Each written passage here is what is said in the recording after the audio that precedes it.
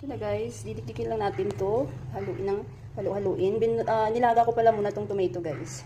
Yan, dinhalu-haluin na siya, mikos-mikos. So parang ano ba sa atin? Itong ano, lusong, alam niyo ba yun guys? Kung sino mga Ilongga diyan, lusong. Pero ito naman bato. Yan, didikdikin lang natin, nang didikdikin hanggang lumambot. So ayan guys, ready na siya. Kunting ano pa, kunting dikdik pa. So, sa mga nagtatanong guys, kung nakakakain din ako ng mga ganito.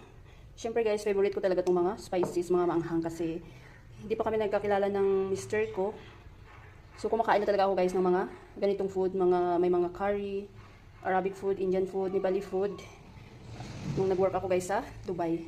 So sa awa ng Diyos, hindi talaga ako masilan sa mga food. Kaya nakakain ako ng mga ganitong food. At madali lang sa akin na mag-adjust. At syempre, kapag mamiss ko yung Filipino food guys, nakakaluto naman ako. Yan, thank you for watching. Let's eat. Sarap nito guys.